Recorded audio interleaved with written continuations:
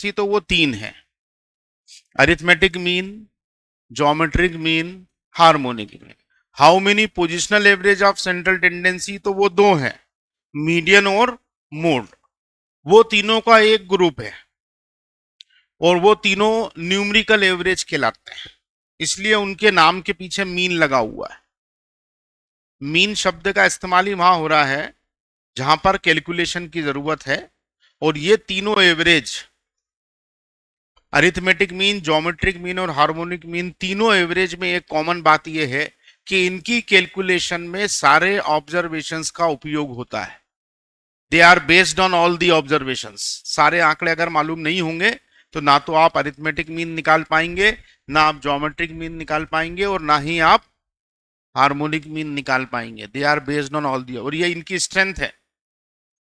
Median और mode में ऐसा नहीं है कि सारी वैल्यू मालूम हो। आप मीडियन और मोड सारी वैल्यू को यूज करके कैलकुलेट नहीं कर रहे हैं, इसलिए वो पोजिशनल एवरेज की कैटेगरी में चले गए। ठीक। How many measures of central tendency, how many numerical averages, how many positional averages, how many simple averages, तीन। मीन, मीडियन, मोड का फिर एक ग्रुप अलग है, ये सिंपल एवरेज है। And geometric mean and harmonic mean are higher order averages, ये ऊंचे क्रम के एवरेज कहलाते हैं। इनको कैलकुलेशन करने में थोड़ी मेहनत करनी पड़ती। और मीन, मीडियन, मोड जो है वो क्या है, सिंपल है। तो इसे इनकी कैटेगरी बटी हुई है। जब डेटा आए तो डेटा के पीछे पीछे डिस्ट्रीब्यूशन आया। सारे डेटा को अगर हमने अरेंज करके किसी फॉर्मेट में लिख दिया तो वो फॉर्मेट जो है वो डिस्ट्रीब्यूशन कहला रहा है। क्या कहला रहा है? स्टैटिस्टिक्स में उसको क्या बोलेंगे? डिस्ट्रीब्यूशन बोलेंगे। इतना सन्नाटा क्यों है भाई? मैंने तो ऐसा कोई बोले ही नहीं अभी, कोई कठिन, कोई मैंने ऐसी एमएससी की बात कर दी और कोई ऐसी टर्मिनोलॉजी यूज कर ली जो आपके दाएं बाएं से निकल गई। क्या बोला? सबसे पहले क्या है, कल अपन बात कर रहे थे ना डेटा की। डेटा कब मिलेगा? जब हमारे पास वेरिएबल होगा। राम एक बंदा है, वो छुट्टा मुट्टा काम करता है और वो 7 दिन काम करके पैसे कमाता है। एक दिन उसने 10 रुपए कमाए, एक दिन 12, एक दिन 15, एक दिन 18, फिर एक दिन 12, फिर एक दिन 20, फिर एक दिन उसने 24 रुपए तक कमाए। उसकी इनकम फिक्स नहीं है। जो बंदा 20 रुपए रोज पे काम कर रहा है उसको एवरेज निकालने की जरूरत ही नहीं है, तो बोल देगा 20 रुपए रोज फिक्स है। एवरेज निकालने की नौबत किसको आएगी? जिसकी इनकम फिक्स नहीं है। अब राम से किसी ने पूछ लिया, यार भाई तुम रोज काम करने जाते हो, बताओ कितने रुपए रोज कमा लेते हो? तो अब राम क्या जवाब देगा? 10 रुपए बोलेगा तो भी गलत, 20 बोलेगा तो भी गलत, 24 बोलेगा तो भी गलत। अब राम को लेना पड़ेगी अपने इस इनकम डिस्ट्रीब्यूशन की सेंट्रल टेंडेंसी। ये जो बोर्ड पे लिखा है इसको हम क्या बोलेंगे? राम के इनकम का डिस्ट्रीब्यूशन। क्या बोलेंगे? भाई ये जो डेटा लिखा है इसको कुछ नाम तो देना पड़ेगा, तो नाम दे दिया गया डिस्ट्रीब्यूशन। एक्स की वैल्यू 7 जगह डिस्ट्रीब्यूट हो रही है, इसलिए उसका नाम क्या हो गया? डिस्ट्रीब्यूशन। और राम की लिखी क्या है? इनकम, तो इसलिए उसका नाम क्या हो गया? Income distribution. अभी वो राम का एक्सपेंडिचर लिखा होता तो क्या होता? Expenditure distribution. अगर राम की कोई दुकान होती और उसकी पर डे की सेल लिखी होती, बिक्री, तो सेल्स डिस्ट्रीब्यूशन। अगर राम की कोई फैक्ट्री होती और वो उसमें कोई प्रोडक्शन कर रहा होता तो प्रोडक्शन डिस्ट्रीब्यूशन। इनकम हमने रुपयों में लिख दी है, सेल्स भी हम रुपयों में लिख देते, प्रोडक्शन हम टनों में लिख देते, एक्सपेंडिचर रुपयों में आ जाता। तो जो वेरिएबल आप कंसीडर करोगे उसका अपना एक डिस्ट्रीब्यूशन होगा, जैसे ये बोर्ड पे लिखा हुआ है। अब इस डिस्ट्रीब्यूशन की सेंट्रल टेंडेंसी निकालनी है, क्योंकि राम से पूछ लिया गया है कि भाई आप कमाते कितना हो, तो राम जो भी फिगर बोलेगा वो गलत होगा। वो 18 रुपए बोलता है तो भी गलत है क्योंकि 24 भी कमा रहा है, और 10 बोलता है तो भी गलत है क्योंकि 24 भी कमा रहा है। तो अब राम को एक ऐसी वैल्यू निकालनी पड़ेगी जिसको बता देने से सारी वैल्यू बताने की जरूरत ना पड़े। मतलब वो अपने इस इनकम डिस्ट्रीब्यूशन की क्या निकालेगा, सेंट्रल टेंडेंसी निकालेगा। उसी सेंट्रल टेंडेंसी को निकालने के लिए वो जो मेजरमेंट यूज करेगा उनके नाम हो गए मेजर्स ऑफ सेंट्रल टेंडेंसी। वो उसके पास 5 तरीके हैं अपनी इनकम डिस्ट्रीब्यूशन की सेंट्रल टेंडेंसी निकालने के। कितने? 5। पहला तरीका यह है कि राम क्या करे, राम अपने सातों दिन की इनकम को प्लस कर ले और फिर उसको क्या करे, 7 से डिवाइड कर दे। 7 से क्यों कर दे, क्योंकि उसके पास 7 वैल्यू है इसलिए वो 7 से। तो ये जो एवरेज निकलेगा पर्टिकुलर इस मेथड से, उस एवरेज का नाम होगा अरिथमेटिक मीन और उसको हम एक्स बार से डिनोट करते हैं। राम के पास अपनी इनकम डिस्ट्रीब्यूशन की सेंट्रल टेंडेंसी निकालने की पहली मेथड कौन सी है, सारी वैल्यू को जोड़ करके उसको उसके नंबर से क्या कर दो साहब, डिवाइड कर दो। राम ने कर लिया, राम आगे बढ़ा, दूसरा आदमी मिल गया, उसने बोला यार मेरे पास भी एक तरीका है सेंट्रल टेंडेंसी निकालने का, सरल तरीका है। राम ने क्या भाई बता दे। उसने बोला भाई आप कुछ मत करो, सारे ऑब्जर्वेशन को असेंडिंग ऑर्डर में अरेंज कर लो, बढ़ते क्रम में जमा लो। जैसे कि ये जमे हुए हैं ऑलरेडी, यहाँ पे 12 जो है वो 2 बार आ जाएगा, यहाँ 15 आ जाएगा, यहाँ 18, यहाँ 20 और यहाँ 24। और फिर देख लो कि कौन सी वैल्यू सेंटर में आ रही है। तो सेंटर में कौन आएगा, 15 आएगा। तो 15 ही एवरेज हो जाएगा। क्या होगा, क्यों हो जाएगा, क्योंकि सेंटर में आ रहा है। और इस एवरेज का नाम होगा मीडियन। क्या नाम होगा, मीडियन बनाने वाले ने क्या तरीका बताया, arrange all the observation in ascending order, the value obtain in the middle of the distribution is known as median. Basic बात कर रहे हैं अभी अपन विचार पे कि कॉन्सेप्ट क्या आया, कि पहला कॉन्सेप्ट तो यह आया कि जोड़ करके डिवाइड कर दो तो आप सेंटर वैल्यू निकाल लोगे। तो दूसरा कॉन्सेप्ट यह है कि जब सेंटर वैल्यू निकालनी है तो सेंटर पोजीशन देख लो, जो सेंटर में आएगा वही एवरेज हो जाएगा। सरल सा तरीका है, लेकिन अब उसमें भी बहुत सारी खामियां हैं, फिर उन पे भी बात करेंगे। फिर आगे बढ़े। अब राम को तीसरा बंदा टकरा गया, उसने बोला भैया मेरे पास भी एक तरीका है और सरल है। उसने कहा आप भी बता दो प्रभु। तो उसने ये बोला कि भाई आप कुछ मत करो, ये देखो कि कौन सी वैल्यू पूरे डिस्ट्रीब्यूशन में सबसे ज्यादा बार रिपीट हो रही है, कौन सी वैल्यू सबसे ज्यादा बार दोहराई जा रही है। तो दोहराई जाने वाली वैल्यू कौन सी हो गई, 12। तो उसने क्या भैया इसको ही एवरेज बोल दो। क्यों बोल दो, क्योंकि ये ज्यादा बार रिपीट हो रही है, इसका हक बनता है कि ये एवरेज कहलाए। नाम हो गया मोड। क्या हो गया, मोड। 3 मेथड। पहली क्या, कैसे निकालना, sum of all the given values divided by the number of observations. Okay. दूसरा तरीका अरेंज कर लो, सिंपल तरीका है, सेंटर वैल्यू देख लो। अब वो कैसे क्या है, उसमें और भी कॉम्प्लिकेशंस हैं, इफ और बट बहुत हैं, इफ और बट पे भी बात करेंगे। पर अभी तो तरीका सामने ये आया कि भैया जो अरेंज कर लो, सरल तरीका है, निकाल लो। तीसरा तरीका ये देख लो भैया कि कौन सी वैल्यू सबसे ज्यादा बार रिपीट हो, जो रिपीट होगी वो सेंटर में आ रही है, नहीं आ रही है, उससे कोई लेना देना नहीं है। हम केवल उसको नमस्ते करेंगे जो सबसे ज्यादा बार रिपीट होगी। ओके। 3 एवरेज समझ में आए सबको। अगर किसी को समझ में नहीं आए तो पहली बात तो हाथ खड़ा कर ले, पूछ ले। दूसरी बात नहीं हो तो क्लास में आके बाहर आके पूछ ले, कई बार हेजिटेशन रहता है यार, इज्जत के जनाजे निकल जाएंगे। सबको समझ में आ रहा और मेरे को नहीं आ रहा है। लड़के तो बेचारे इसी कारण नहीं पूछ पाते हैं कि लड़कियों के सामने कौन कचरे करेगा, अभी तो जीवन की शुरुआत ही हुई है, बड़ी उम्मीद से नाटा एकेडमी आए हैं, बरकत मिलेगी।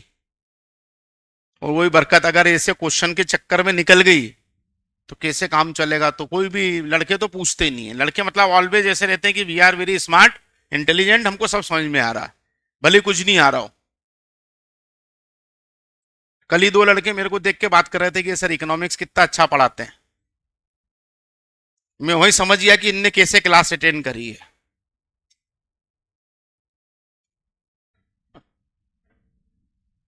तो भैया सब होएगा, लेकिन यार ऐसा है, पढ़े लिखे ही थोड़ी सी कर लो सब लोग, तो पूछने की रखिए, लड़कियां भी पूछ ले। हाँ 7 है, 8 हो जाएंगे तो क्या करेंगे बताऊंगा। राम ने भी तो सोचा होगा ना, वो सामने वाले ने अगर जवाब नहीं दिया होगा तो राम ने झापट मार दिया होगा उसको, कि बेवकूफ समझ रहा है साले, आधा घंटा खराब कर दिया। तो वो भी होगा। अभी मोड में भी तो दिक्कत है ना, दो वैल्यू रिपीट हो गई तो 12 की जगह 15 भी 2 बार आ जाए तो 2 मोड नहीं हो गए, 3 भी हो सकते हैं, 4 भी हो सकते हैं। ये भी हो सकता है कि कोई हो ही नहीं, कोई रिपीट ही ना हो। फिर मोड, राम ने भी घर जाके चाय पी के सब ठंडे दिमाग से सोचा, उसके बाद बात आगे बढ़ी। ठीक, वो अभी कहानी सुनो आगे की। फिर चौथे नंबर पे फिर राम को एक सज्जन टकरा गए साहब। उनने बोला कि यार मेरे पास भी एक तरीका है। तो राम ने बोला कि भैया बताओ क्या है। बोला थोड़ा सा कठिन है, तुम कर लोगे? बोले बताओ तो सही, देखेंगे। तो उनने बताया कि भैया आप एक काम करो, सारी वैल्यू का मल्टीप्लाई कर लो। जोड़ने वाला idea already arithmetic mean use कर चुका था, वहां पे कोई गुंजाइश नहीं बची थी अब। तो ये मल्टीप्लाई लिया है, उनने जोड़ के इकट्ठा करा, इनने मल्टीप्लाई करके इकट्ठा कर लिया, और उनने डिवाइड करके कम करा, इनने रूट लगा के कम कर दिया। 2 दी पावर 1/7 सारे वैल्यूज का मल्टीप्लाई करके उनका उतना ही रूट अगर आप निकाल दोगे, 7 वैल्यू है तो पावर में क्या हो गया 1/7, 6 वैल्यू होती तो क्या होता 1/6, 10 वैल्यू होती तो क्या होता 1/10, उतना रूट निकाल दो तो आपको सेंटर वैल्यू मिल जाएगी, सेंट्रल टेंडेंसी मिल जाएगी, और उस सेंट्रल टेंडेंसी का नाम होगा ज्योमेट्रिक मीन। मतलब ज्योमेट्रिक मीन निकालने के लिए क्या करना पड़ेगा, जितनी वैल्यूज हैं सबका मल्टीप्लाई करके उनका उतना ही रूट निकाल लो। राम ने पूछा भी कि अरे 1/7 कैसे निकालेंगे, तो जिसने बताया वो बोला मैं एक जरूरी काम निपटा के आता हूं, फिर बताऊंगा। फिर वो आया ही नहीं। राम अटके पड़े हैं अभी कि कैसे निकाले। Geometric mean is not easy to calculate, ये इसका बड़ा ड्रॉबैक है। उस जमाने में जब कैलकुलेटर, सारी मेथड कब बनी, जब कैलकुलेटर था ही नहीं। बहुत पुरानी बातें हैं सब, 1800 1700 उस जमाने की बात कर रहे हैं अपन। अंग्रेज अंग्रेज आए ही थे अपने यहाँ, चाय बेच रहे थे, तब के जमाने की बात है। 1800 में कुछ काम हुआ हो सर, 1900 में भी हुआ, तो उस समय में कैलकुलेटर इजाद नहीं हुआ था। तो ज्योमेट्रिक मीन कैसे निकला साहब बताओ। 5 वैल्यू में आपको दूंगा तो आप क्या करोगे ज्योमेट्रिक मीन निकालने के लिए? अभी तो कैलकुलेटर है ना, पांचों का मल्टीप्लाई करके 2 दी पावर 1 करना पड़ेगा, 1/5 निकल जाएगा। अपने इस वाले कैलकुलेटर से नहीं निकलेगा, लेकिन मेरे पास उसका दूसरा भी तरीका है, वो जब ज्योमेट्रिक मीन पढ़ूंगा तब बताऊंगा। अभी बेसिक कॉन्सेप्ट समझ में आया ज्योमेट्रिक मीन का? कितने तरीके हो गए? 4, बचा कौन सा? 5। अब राम ने सोच लिया कि यार मैं किसी से नहीं पूछूंगा, अब हो गया यार बहुत, सब अलग अलग राय दे रहे हैं। तो भी राम के घर में एक सज्जन आ गए शाम को, बोले मेरे पास भी एक तरीका है सेंट्रल टेंडेंसी को कैलकुलेट करने। मैंने कहा आप भी बता दो भैया, आप ठीक है घर ही आ गए तो अब क्या करें। उनने बोला कि आप सबके रेसिप्रोकल ले लो, 1/10, 1/12, 1/15, 1/12, 1/20, 1/18 और 1/24। रेसिप्रोकल आ गए समझ में? कोई ऐसा तो नहीं है जो रेसिप्रोकल का मतलब नहीं समझता हो तो बता दो, और नहीं समझता हो तो अभी समझ ले। 10 का रेसिप्रोकल 1/10, 12 का रेसिप्रोकल 1/12। उनने बोला भाई साहब ने, 5वें नंबर वाले, उनने बोला आप पहले तो सबके रेसिप्रोकल लो, सब डेसिमल में आएंगे, देखो आएंगे कि नहीं आएंगे। 1/10 की वैल्यू डेसिमल में आएगी कि होल नंबर में आएगी? सारी वैल्यू डेसिमल में आएगी, सबको जोड़ लो और फिर इनका मीन निकाल लो, इन सबको जोड़ के इनको 7 से डिवाइड कर दो। सारे रेसिप्रोकल को जोड़ो और उसको 7 से डिवाइड कर दो, मतलब सारे रेसिप्रोकल का मीन निकाल लो, और फिर वो जो मीन आए फाइनल एक आंसर, उसका भी आप क्या करो रेसिप्रोकल ले लो। रेसिप्रोकल के मीन का भी रेसिप्रोकल, तो भी आपको सेंट्रल टेंडेंसी मिल जाएगी, और ये जो सेंट्रल टेंडेंसी मिलेगी इसका नाम होगा harmonic mean.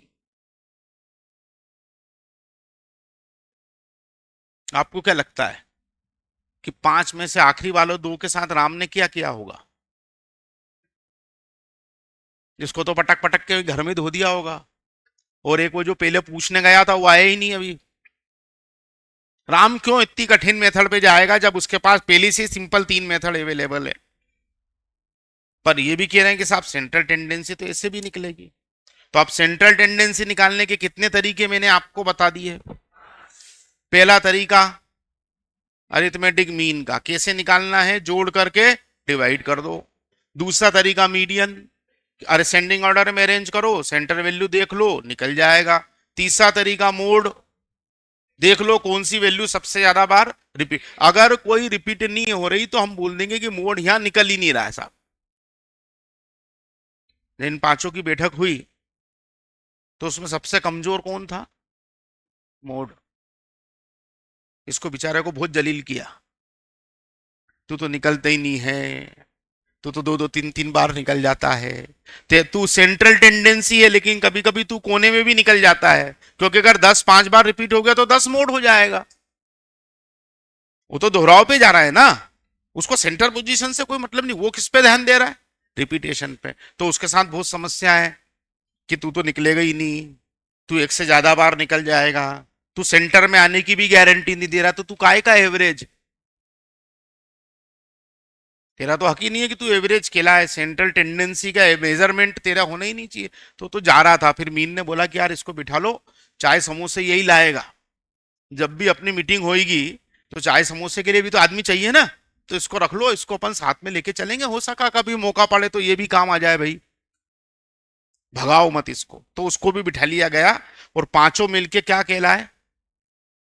Measures of central tendency कहलाए। अब इन पांचों में विवाद छिड़ गया साहब। एक काम को करने के पांच तरीके हो जाएं तो फिर मुद्दा ये आता है कि सबसे अच्छा कौन? सबके अपने अपने दावे।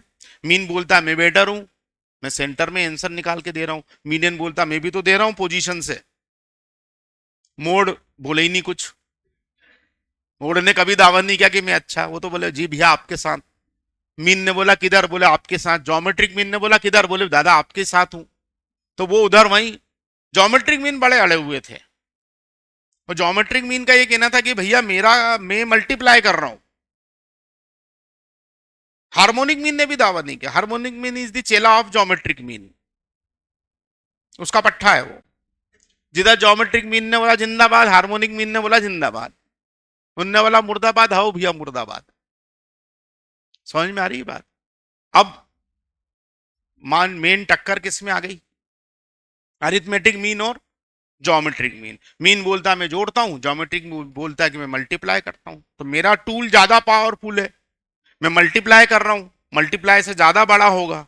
10 में 2 जोड़ोगे तो 12 होगा, और 10 में 2 का मल्टीप्लाई करोगे तो 20 होगा। तो ज्योमेट्रिक मीन क्या ये तर्क था उसका, ये उसने जो रीजन दिया अपने बेटर होने के पीछे, वो ये दिया कि वो स्मॉल आइटम्स को ज्यादा वेटेज देता है। Geometric mean gives more weightage to small items. उसने अपनी ये स्ट्रेंथ बताई कि दो को इंपॉर्टेंस मैं ज्यादा दे रहा हूं, 10 इंटू 2 करके 20 करूंगा, तुम 10 इंटू 2 करके 12 ही करोगे, 10 प्लस 2 करके, तो मैं स्मॉल आइटम्स को ज्यादा वेटेज देता हूं। ये उसका लॉजिक था, और वो अड़ा रहा आखिरी दम तक कि मैं ही हूं। हालांकि बाद में मीन ने उसको बैठा दिया था दो कमी बता के। पहली कमी, कैलकुलेशन कठिन है भैया, हम तो बेसिक एवरेज पे बात कर रहे हैं। अब हर आदमी को अगर बेसिक एवरेज ही कठिन लगेगा तो आगे क्या करेगा? अभी मैं आप लोगों को बोलूं कि भैया इन 7 का मीन निकाल दो बिना कैलकुलेटर के, और इन 7 का ज्योमेट्रिक मीन निकाल दो बिना कैलकुलेटर के, आप में से 90% उठ के चले जाएंगे कि सर रहने दो, क्यों मजाक कर रहे हो। बिना कैलकुलेटर के 1/7 कोई निकलता है क्या? लेकिन मीन निकालने की आप कोशिश कर लोगे, जोड़ करके डिवाइड करना आसान है। तो पहली बात कि डिफिकल्ट है, और दूसरी बात सबसे महत्वपूर्ण बात, जो मीन ने ज्योमेट्रिक मीन को बिठा के प्यार से समझाई कि बेटा जो तू तेरी स्ट्रेंथ बता रहा है ना, क्या स्ट्रेंथ बता रहा है? स्ट्रेंथ ये बता रहा है कि भैया मैं मल्टीप्लाई कर रहा हूं और छोटे आइटम को ज्यादा वेटेज दे रहा हूं, तो बोले वो तेरी स्ट्रेंथ नहीं है, वो तेरी वीकनेस है। बोले कैसे? बोले अगर तू स्मॉल आइटम्स को ज्यादा वेटेज देता है तो दुनिया जहान का सबसे छोटा नंबर कौन? दुनिया जहान का सबसे छोटा नंबर 0। और अगर एक भी वैल्यू 0 हो जाएगी तो ज्योमेट्रिक मीन का खेल राम नाम सत्य है, वो 0 हो गया भैया। ऐसा तो हो नहीं सकता कि डेटा में 0 ना है। ये भी तो हो सकता है राम ने एक दिन काम ही नहीं करा, इनकम 0, और जैसे ही वो आया 0, वो ज्योमेट्रिक मीन को लेके निकल गया। तो यहां जाके फिर ज्योमेट्रिक मीन ने मान लिया कि दादा नेता तो तुम ही हो।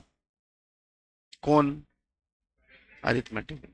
फिर भी सबने क्या यार कि ऐसे नहीं मानेंगे यार, कुछ ना कुछ तो ऐसा होना चाहिए, कैसे मान ले एकदम ये दादागिरी चला रखी। तो चलो क्या करें, तो बोले यूल साहब उस जमाने के होंगे कोई बड़े बुजुर्ग प्रोफेसर साहब थे यूल, उनके पास पहुंचते पांचों और बोलते हैं दादा यार ऐसी समस्या आ गई, अब क्या करें, ये सब हमारी लड़ी छिड़ी हुई आपस में कि कौन अच्छा है, तो आप कुछ बताओ। तो यूल साहब ने बोला कि अपन एक काम करते हैं, 5 कुछ प्रॉपर्टीज तय कर लेते हैं, शर्तें, नियम कायदे कानून बना लेते हैं, और फिर देखते हैं कि पांचों में से कौन ऐसा है जो इन नियम कायदे कानून का पालन करता है। जो भी उन प्रॉपर्टीज को सेटिस्फाइड करेगा उसको हम अच्छा एवरेज मान लेंगे, ज्यादा से ज्यादा जो करेगा वो। तो उन्होंने कहा दादा फिर आप ही बना दो, आपके जिम्मे काम सौंप दिया। तो यूल साहब ने क्या करा, फिर 5 प्रॉपर्टीज डिफाइन करी कि एक अच्छे एवरेज में बेसिक 5 प्रॉपर्टीज क्या होनी चाहिए। जैसे एक अच्छे स्टूडेंट में क्या होना चाहिए, पहले तो वो रोज आए, अटेंडेंस अच्छी होना चाहिए, सारे टेस्ट में अपीयर होना चाहिए, रोज पढ़ने वाला होना चाहिए, होमवर्क रोज करने वाला होना चाहिए, और टीचर दिखे तो नमस्ते करने वाला भी होना चाहिए। होना चाहिए कि नहीं होना चाहिए? अब सब तो स्कूल से पढ़ के आए हो तो आपको मालूम है अच्छे स्टूडेंट की क्या डेफिनेशन। तो शर्तें हैं, वैसे यहां इन्होंने यूल साहब ने भी क्या करा, 5 शर्तें बनाई। पहली तो उनने बोली कि डेफिनेशन क्लियर होना चाहिए। क्या बोला? डेफिनेशन शुड बी क्लियर, क्योंकि जो निकालने वाला है उसको मालूम होना चाहिए कि मेरे को करना क्या है। अगर उसमें कंफ्यूजन होगा तो वो उसको कैलकुलेट नहीं कर पाएगा। इनडायरेक्टली वो ये कहना चाह रहे हैं कि अगर 10 लोग उस वैल्यू उस डेटा पे कैलकुलेशन कर रहे हैं तो 10 के आंसर सेम होना चाहिए, आंसर के अंदर वेरिएशन नहीं चलेगा। मीन ने पास कर लिया, मीडियन ने पास कर लिया, मोड महाराज यहीं फेल हो गए। कहां पर? पहली शर्त पे बेचारे का उसको जलील कर दिया गया। बाकी तीसरी ज्योमेट्रिक मीन और हार्मोनिक मीन, इन चारों ने मिलकर इस शर्त को पास कर लिया। दूसरी शर्त उन्होंने बोली कि कैलकुलेशन इजी होना चाहिए। क्या बोला? जितना इजी होगा उतना ज्यादा लोगों में पॉपुलर होगा, और जितना पॉपुलर होगा लोग उसका उतना ज्यादा यूज करेंगे, तो उसका इजी होना भी जरूरी है। तो मीन ने पास कर लिया, मीडियन ने पास कर लिया, मोड ने भी कर लिया, वो तो सबसे इजी है। बाकी के 2 इसमें फेल हो गए। अरे समझ में आ रहा है कि नहीं आ रहा है? नींद तो नहीं आ रही है? बोर तो नहीं हो रहे हो तो बता दो, मन ही मन सोच के मेरे बारे में क्रांतिकारी विचार लाने की जरूरत नहीं है। अरे बोलो यार, अरे बोलो ना। नींद आ रही है क्या? लंच कब हुआ था? 12:30 बजे, 12:30 से 1, उसके बाद अभी लॉ की क्लास लगी सौरभ सर की। तो ठीक है, अभी तो मेरा दूसरी पीरियड है, इसके बाद फिर किनका है? उसमें सो जाना।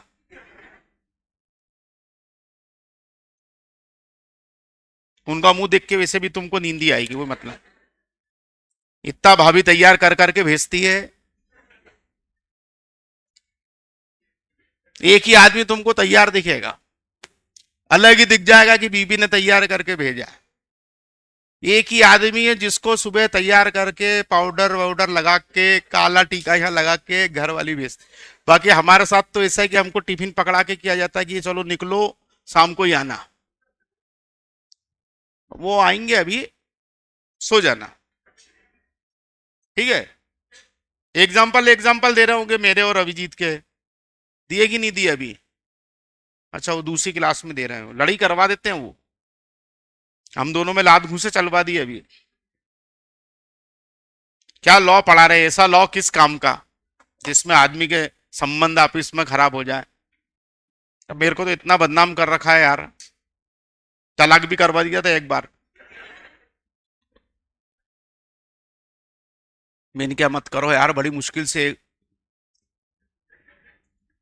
शादी हुई है, और जो है जैसे तुम ऐसे तलाक तलाक करते फिरोगे, कल घर तक बात पहुंच गई। लॉ में वो ये भी तो पढ़ाएंगे ना। मैं रविजीत का ट्रक लेके भाग गया, रविजीत ने मित्तल सर को कंप्लेंट करी, मित्तल सर वकील लेके आ गए, तीनों ने मिलके मेरे को बहुत मारा। आधी दुकान तो वो मेरे नाम से ही चला रहे हैं। अभी बताएंगे, पर्स भी घुमा दिया मेरा उनने कितने, जब से मैंने पर्स रखनी ही बंद कर दी। तो भैया, तीन बातें यूल साहब की, दो क्या क्या हो गई? पहली बहुत सिंपल बात है, डेफिनेशन क्लियर होना चाहिए भैया, फालतू की बात नहीं चलेगी। दूसरी बात, कैलकुलेशन इजी होना चाहिए। तीसरी बात यूल साहब ने बहुत अच्छी बोली, based on all the observations,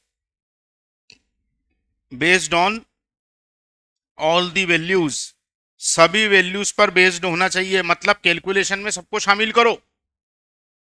mean ने पास कर लिया, पर मीडियन और मोड फेल हो गए, जीएम और एचएम भी पास हो गए। ये तीन बहुत बेसिक बातें बोली, basic, calculation easy, definition clear, and based on all the observation. चौथी बात फिर उन्होंने बोली कि average should B least affected bye fluctuations of sampling. Average जो है वो फ्लक्चुएशंस ऑफ सैंपलिंग से कम इफेक्ट होना चाहिए। अब इसमें दो भारी भरकम शब्द आ गए, एक फ्लक्चुएशन और एक सैंपलिंग। दोनों आपके सुने हुए हैं, सुने कि नहीं सुने? फ्लक्चुएशन सुना? फ्लक्चुएशन का मतलब क्या निकालते हो आप? वेरिएशन होना, उतार चढ़ाव होना। वोल्टेज फ्लक्चुएट होता है, हम अच्छा नहीं मानते। शेयर बाजार फ्लक्चुएट होता है, अच्छा नहीं मानते, नीचे गिर गया, ऊपर उठ गया, ऊपर गिर गया। टेम्परेचर फ्लक्चुएट होता है, अच्छा नहीं मानते। ज्यादा टेम्परेचर फ्लक्चुएट होगा ना तो लोगों की तबीयत ज्यादा खराब होगी।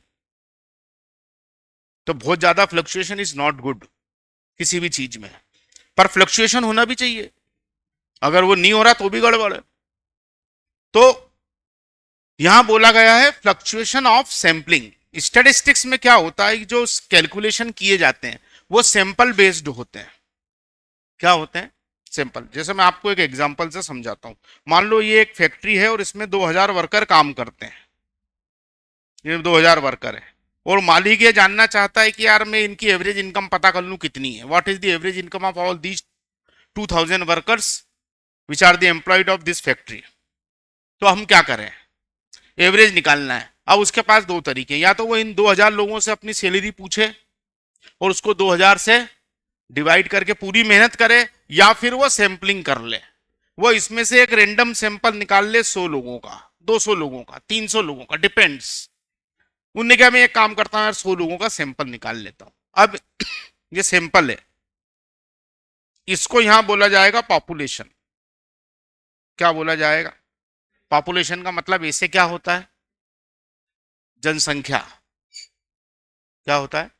लेकिन यहां उसका मतलब क्या है, वो बड़ा ग्रुप जिसके ऊपर स्टडी हो रही है, large group which are under study is known as population. Sample निकाला गया, जांच सैंपल की होगी, लेकिन नतीजे किसके लिए निकाले जाएंगे? पॉपुलेशन के लिए। उसने अपने सैंपल का मीन निकाला साहब, 500 रुपए निकला। एवरेज सैलरी कितनी आई? 500 रुपए। तो वो ये मान सकता है कि 2000 वर्कर की एवरेज सैलरी भी कितनी है? 500 रुपए। लेकिन उसको लगा यार मैंने तो 100 की जांच करी है, 2000 लोग हैं, एक सैंपल और ले लेता हूं। अब उसने फिर से दूसरा सैंपल और 100 का निकाला। आपको क्या लगता है, इस सैंपल का मीन भी 500 रुपये आएगा कि चेंज हो जाएगा? सबको जवाब देना भैया। जो सोच रहे हैं कि मैं नहीं बोलूंगा, पड़ोसी तो बोल ही रहा है, वो गलत है। क्या होगा, चेंज हो जाएगा कि सेम रहेगा? क्यों हो जाएगा चेंज? क्योंकि उसमें डेटा जो है वो चेंज हो गए। व्यक्ति अब की बार उसका मीन निकल गया साहब 520 रुपए फ्लक्चुएशन। उसको फिर लगा एक और सैंपल लेता हूं, फिर उसको 480 निकल गया, फिर उसने कहा एक और ले लेता हूं, अब की बार 550 रुपए आ गया। वो जितनी बार सैंपल लेगा उतनी बार मीन चेंज हो जाएगा, फ्लक्चुएट होगा। अगर वो मीडियन निकालेगा तो मीडियन भी फ्लक्चुएट होगा, अगर वो मोड निकालेगा तो मोड भी फ्लक्चुएट होगा। सारे एवरेज चेंज होंगे, पर अच्छा उसको मानेंगे जिसके ऊपर इस फ्लक्चुएशन का इफेक्ट कम पड़े। और वो प्रॉपर्टी फिर जाती है अरिथमेटिक मीन के खाते में, क्योंकि मीन जोड़ करके डिवाइड कर रहा है तो वो बहुत सारी चीजें बैलेंस कर देता है। तो मीन के लिए बोला जाता है कि mean is least affected by fluctuation of sampling. मतलब होते तो सब हैं, उनने ये नहीं बोला कि नहीं होना चाहिए, सब होंगे, लेकिन अच्छा कौन सा होगा? अच्छा वो होगा जो लीस्ट अफेक्टेड होगा। तो ये वाली प्रॉपर्टी भी जो है वो किसके पास चली जाती है साहब? मीन के पास। बाकी के चार इससे ज्यादा अफेक्टेड होते हैं, लेकिन मीन जो है वो लीस्ट अफेक्टेड होता है। अब आप देखिए, इकलौता मीन ऐसा है जिसके पास चारों प्रॉपर्टी है। उसकी डेफिनेशन क्लियर है? बोलो हाँ। उसका कैलकुलेशन इजी है, वो सभी आंकड़ों पर आधारित है, और वो लीस्ट अफेक्टेड है फ्लक्चुएशन ऑफ सैंपलिंग के लिए। तो अगर किसी और मेथड में एवरेज के लिए जरूरत पड़ेगी तो इन पांचों में से किसका नंबर आना चाहिए कायदे से? अरिथमेटिक मीन का। तो पांचवी प्रॉपर्टी उनने बना दी, average should be suitable for further mathematical treatment. Suitable for further mathematical treatment मतलब वो इतना सही हो कि हम उसका उपयोग दूसरी मैथमेटिकल मेथड में कर सकें। अगर एवरेज ही गलत हो जाएगा तो आगे की मेथड भी क्या होगी? गलत हो जाएगी। तो suitable for further mathematical treatment. तो आपके हिसाब से आप ही बता दो, ये वाली प्रॉपर्टी किसके खाते में जाना चाहिए? Arithmetic mean. तो ये वाली प्रॉपर्टी भी फिर किसके पास चली गई? Arithmetic mean. आगे जाकर के इस चैप्टर के बाद बाकी के चार एवरेज का कहीं कोई जिक्र नहीं होगा। जब भी एवरेज की नौबत पड़ेगी अरिथमेटिक मीन का इस्तेमाल किया जाएगा। सारी मेथड्स किस पे बेस्ड है? अरिथमेटिक मीन पे बेस्ड है। इसलिए मीन इसका राजा हो गया, सब्जेक्ट का ही राजा है वो। ये नहीं होता तो सब्जेक्ट ही नहीं होता, ये है तो सब्जेक्ट है। तो पूरे सब्जेक्ट का एक ही हीरो कौन? Arithmetic mean. आगे हीरोइन भी आएगी, अगले चैप्टर में लाएंगे हीरोइन भी। भाई उसके बिना काम कैसे चलेगा, है ना? तो लाएंगे, पर अभी हीरो कौन? Arithmetic mean. क्यों? क्योंकि वो प्रोफेसर यूल के द्वारा दी गई पांचों प्रॉपर्टीज को सेटिस्फाइड करने वाला इकलौता मेजरमेंट है कि नहीं? और फिर बाद में वो जैसा कि होता दुनिया में कि जैसे यूल साहब ने उसको घोषित करा तो ये चार बाहर जाके घुसर फुसर करने लग गए कि यार इसने सेटिंग कर ली होगी, यूल को खरीद लिया इसने, यूल बिक गया, यूल ने इसके हिसाब से सारी प्रॉपर्टी बना दी, ऐसा वैसा फलाना ठिकाना। जैसा होता ना, जैसे मीन आया तो नारे लगाने लगे अरिथमेटिक मीन जिंदाबाद, हमारा नेता कैसा हो, अरिथमेटिक मीन जैसा हो। और पर पीठ पीछे तो जैसा दुनिया में होता है, हमेशा चार लड़कियां उस पांचवी लड़की की बुराई करती है जो उस समय नहीं होती है। सही है कि नहीं सही है? देखो, भाई ने हाँ कर दी। तो लड़कों में नौबत नहीं आती, वो चारों ही एक दूसरे के मुंह पे ही बुरी कर लेते कि तेरी ऐसी की तैसी और फलाना ढिकाना। बोला था तेरे को कल भाभी को घर छोड़िया तो तू घुमाने ले गया।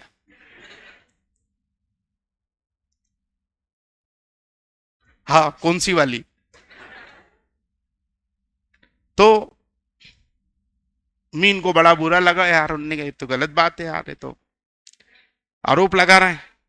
तो बाद में मीन ने क्या करा, 3 प्रॉपर्टी और फेंक दी उसने, और वो 3 प्रॉपर्टी कहलाती है मैथमेटिकल प्रॉपर्टी। क्या कहलाती है? ये जनरल है, जनरल 5 प्रॉपर्टी मैंने आपको क्या बताई, डेफिनेशन क्लियर। अरे इसको कोई अपने को रट्टम पट्टम नहीं करना है, अपने को चलते फिरते ही definition clear, calculation easy, based on all the observations, least affected by fluctuation of sampling and suitable for further mathematical treatment. ये 5 प्रॉपर्टी जनरल है। फिर मीन ने 3 मैथमेटिकल प्रॉपर्टी और दी और इन चारों को चैलेंज कर दिया, तुमने दम गुर्दे हो तो तुम भी ऐसी प्रॉपर्टी देके दिखा दो। मैथमेटिकल इसलिए कि वो सिद्ध की जा सकती, थ्योरम है वो प्रूव कर सकते हैं। और उन 3 प्रॉपर्टी से मीन जो है वो बहुत मजबूत हो गया, और उन 3 प्रॉपर्टी ने साबित किया कि कैलकुलेशन के आधार पर सेंटर में आने वाला एवरेज एक ही है, वो कौन है? मीन है। कैलकुलेशन ही इंपॉर्टेंट है, तो कैलकुलेशन के आधार पे बीच में कौन आ रहा है? मीन। पोजीशन के हिसाब से बीच में कौन आ रहा है? मीडियन। और रिपीटेशन के आधार पे बीच में कौन आ रहा है? मोड। जीएम और एचएम तो कोई दावे में थे ही नहीं। तो मीन की वो 3 प्रॉपर्टी साबित करती हैं कि वो बेस्ट एवरेज है। यूल साहब के हिसाब से भी बेस्ट एवरेज है। अपने से कोई पूछे कि how many measures of central tendency, तो जवाब होना चाहिए 5। Which one is the best average, तो जवाब होना चाहिए arithmetic mean. Why arithmetic mean is the best average, तो जवाब होना चाहिए it satisfy all the 5 properties given by professor Yule for a better average. खत्म। समझ में आया क्या? लिखवाया कुछ भी नहीं है। समझ में आया हो? पांचों एवरेज दिमाग में बैठे हो। अभी तो उन पांचों को डिटेल में जाके पढ़ेंगे अपन, अपने ये चैप्टर ही इन पांचों को पढ़ना है और कुछ भी नहीं काम है अपने को। इस चैप्टर में हमको इन पांचों के बारे में डिटेल में पढ़ना है। इनकी मेरिट्स डिमेरिट्स क्या है, किन कारणों से ये पिछड़ गए, किन कारणों से इनको पढ़ा जा रहा है, क्यों पढ़ा जा रहा है भैया, अगर ये काम के नहीं थी तो क्यों पढ़ रहे हैं, कहीं ना कहीं काम के हैं। 95% मामले मीन निपटा देता है। कितने? बचे हुए 5% इन चारों के जिम्मे है कि भैया ये स्पेशल केस है, यहां मीन से आंसर नहीं निकलेगा, या निकलेगा तो अच्छा नहीं आएगा। तुम जाके देखो, मीडियन तुम देखो, मोड तुम देखो, रेशो और परसेंटेज के मामले में ज्योमेट्रिक मीन तुम देखो, रेट्स और रेशो के मामले में हार्मोनिक मीन तुम देखो। सारी वैल्यू मालूम नहीं है, केवल सेंटर की 5 वैल्यू मालूम है, मीडियन तुम निपटाओ। फ्रीक्वेंसी बेस्ड एवरेज निकालना हो तो मोड तुम देखो। अगर आप जूते की दुकान पे जाओगे और पूछोगे कि भैया कौन से नंबर का जूता एवरेज साइज का जूता कहलाएगा, तो वो बोलेगा भैया 6 नंबर का जूता। तो बोलेगा, आप पूछोगे क्यों भैया 6 नंबर क्यों? क्योंकि वो बोलेगा कि सबसे ज्यादा सेल किसकी होती है?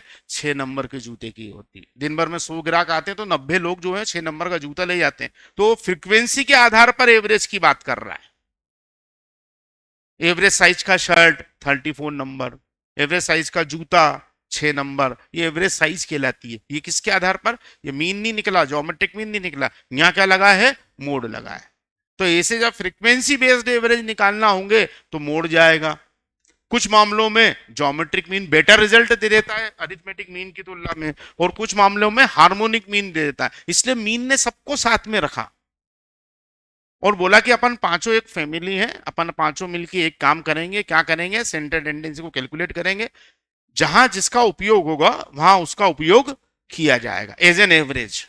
तो इसलिए एवरेज कितने होते हैं? 5 होते हैं। मीन मोस्ट पॉपुलर है, मीन इजी टू कैलकुलेट है, मीन सेंटर ऑफ ग्रेविटी है, मीन पॉइंट ऑफ बैलेंस है, सेंटर में आएगा।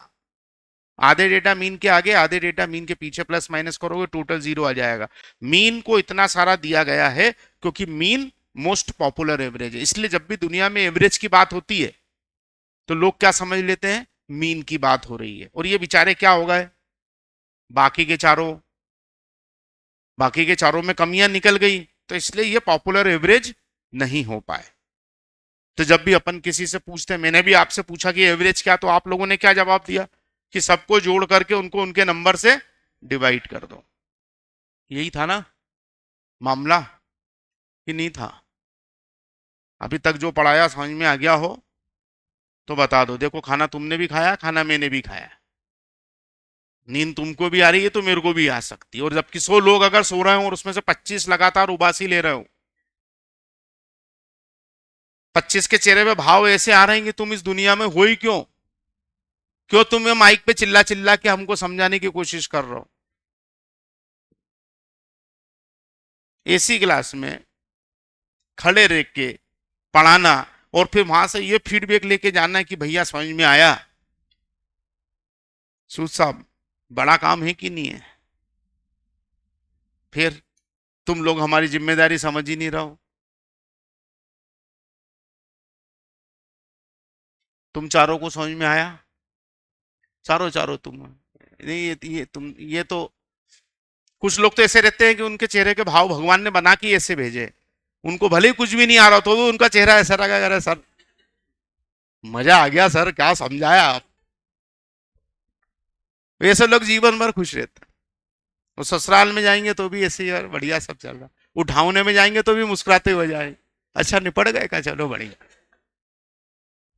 ऐसे लोगों की फेस रीड करना जो है बड़ा मुश्किल काम है, लेकिन बहुत सारे लोग ऐसे हैं कि वो अपने चेहरे के भाव छिपा नहीं पाते हैं। तो मैं को तो यहाँ से सबके चेहरे दिख रहे हैं, और जीवन में मैंने कितने देख लिए होंगे मैंने, 25 साल, मेरे को 30 साल हो गए पढ़ाते हुए। 1994 में मैंने पहले 5 बच्चे पढ़ा दिए थे अपने जीवन के, बीएससी सेकेंड ईयर के, जिसमें से 4 फेल हो गए थे।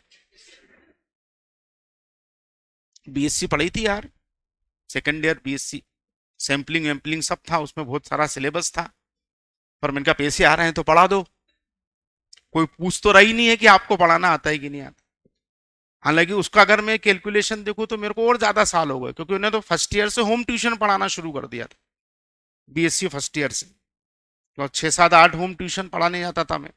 तो पढ़ाने का तो कीड़ा बचपन से ही था, तो यूं देखा जाए तो लंबा हो गया। लेकिन हाँ, स्टेटिस्टिक्स पढ़ाते हुए तो अब 94 से अभी आप कैलकुलेशन कर लेना कितने साल हो गए। ठीक है, तो अब कितने लोग देख लिए होंगे। अभी तो वो बच्चे जिनको पढ़ा दिए उनके बच्चे लेके आ रहे हैं वो अब, कि सर इनको भी पढ़ा देना आप। ठीक, तो इसलिए चेहरा देख के मैं तो समझ जाता हूँ, देखो, और डराने धमकाने का मेरे पास काम नहीं है ना। तो मेरे से कोई डरता भी नहीं, मैंने आपको कल भी बताया था। कल ही मेरी एक से लड़ाई होगी, मैंने उसको डराने की बहुत कोशिश की, लेकिन आखिरकार भागना मेरे को ही पड़ा। तो आप लोग बिल्कुल मत डरो, और जो भी है अपने पास बहुत समय है, 8 चैप्टर पढ़ना है, 4 महीने हैं, 4 महीने में मैं आपको गिना देता हूं, अप्रैल मई जून और जुलाई, अगस्त में नहीं गिन रहा हूं, 4 महीने हैं। 15 15 दिन में एक एक चैप्टर खत्म करेंगे, सोते गाते लोट लगा के, तो भी अपना आराम से 15 दिन में एक chapter with revision with scanner खत्म होएगा। स्कैनर भी क्लास में सॉल्व करवाऊंगा। अभी एक बच्ची पूछी थी पिछले क्लास में कि रिवीजन कहां से, प्रैक्टिस कहां से करेंगे। नोट्स जो मिलेंगे उसमें 800 क्वेश्चन है साहब। कितने?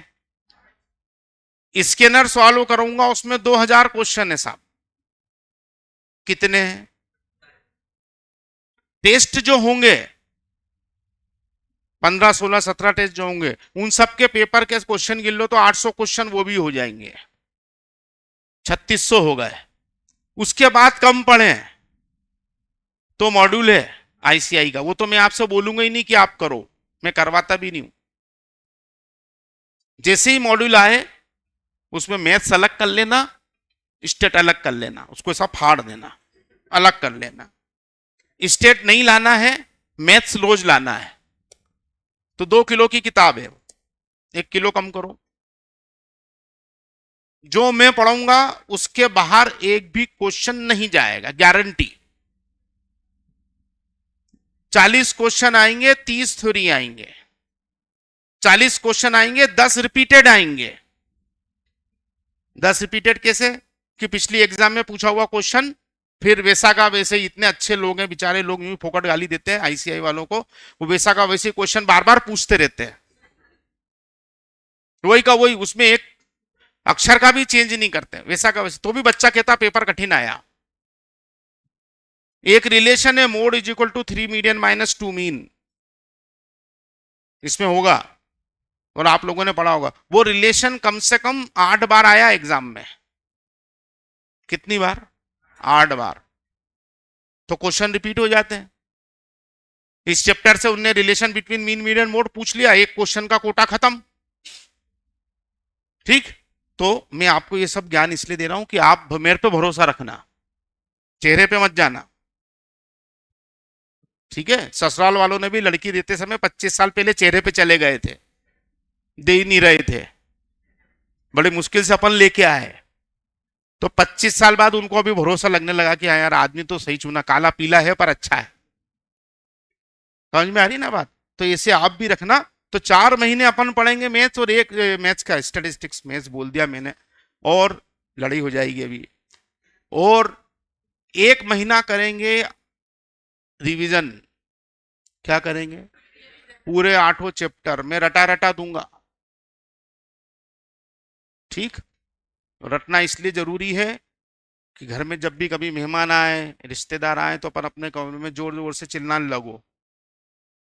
Arithmetic mean is least affected bye fluctuations of sampling. तो इंप्रेशन अच्छा जाएगा मेहमानों। सैंपलिंग 4 बार बोलो। समझ में आ रही है ना बात? अब तो खैर हॉस्टल हॉस्टल में रहोगे, तो हॉस्टल हॉस्टल में तो ठीक है, लेकिन जो घर में रह रहा है, तो आज तो मैंने सिर्फ पहला चैप्टर आपको समझा दिया है, 5 मेजरमेंट के बारे में मैंने आपको बता दिया है, और उनके बारे में पढ़ना अपन कल से शुरू करेंगे। अब उनके फार्मूले, फिर उनके न्यूमेरिकल्स, उनकी प्रॉपर्टीज, उनके और फर्दर जो एप्लीकेशंस होती हैं वो अब हम पढ़ेंगे। तो ये 6 7 8 दिन का अपना चैप्टर है, मेजर्स ऑफ सेंट्रल टेंडेंसी। आते रहिए, बने रहिए, सर्कल बोली गए। ठीक है। नाटा एकेडमी सबसे बड़ी एकेडमी है, जो भी दूसरी एकेडमी डलती है उसका पहला टारगेट होता है नाटा को खत्म करो। और हम बहुत मजबूत लोग हैं, हम तो बैठे हुए हैं ठिया डाल के। तो जानी कितनी 25 साल में खुल गई, और जानी कितनी 25 साल में बंद हो गई। आते गए, सोच लो ना, 2009 में ये एकेडमी बनी थी। उसके पहले गोकुलदास के पास में 2004 में बनी थी, वो 4 साल में ही छोटी पड़ने लग गई। खुद की हमारी बिल्डिंग 2004 में हमने बनाई थी। उसके पहले हम 10 साल जो है वो दूसरी जगह पे पढ़ा रहे थे, वहां पे अभी हमने बहुत बड़ा एरिया किराए पे ले रखा था। फिर 2004 में हमारी बिल्डिंग बन गई, हॉस्टल बन गया, 5 साल में छोटी पड़ गई, तो भागे भागे यहाँ आए। यहाँ जब आए थे, जब यहाँ जंगल था, कोई भी नहीं था। हम पहली बार जब जगह दिखाने 2007 में नाटा साल लेके आए, तो हमने बोल दिया जंगल में बच्चे कैसे आएंगे इतनी दूर, कुछ भी नहीं, ये बिल्डिंग बिल्डिंग कुछ भी नहीं बना था, मैदान सब, पेड़ पौधे उगे हुए थे। तो बोले जगह ही नहीं मिल रही, क्या करो, जितनी बड़ी अपने को चाहिए यहीं डालनी पड़ेगी, अपन बस चलाएंगे। तो 2009 में फिर ये बिल्डिंग बनी। फिर 2009 से यहाँ है। सबसे पहले बना ली थी हमने पूरे इंडिया में, किसी की नहीं थी, हमारी थी। तो इसलिए जो है, और रील पे और इंस्टाग्राम पे मैं नहीं दिखूंगा, मैं नहीं चलाता। मैं क्यों बताऊं कि मैं गोवा गया था घूमने? तुमको क्यों बताऊं? फिर तुम पूछोगे सर गए थे तो क्या क्या करा, फिर बात आगे बढ़ेगी, फिर तुम कुरेद कुरेद के पूछोगे, वो मैं बता नहीं पाऊंगा, तो मतलब नहीं ना।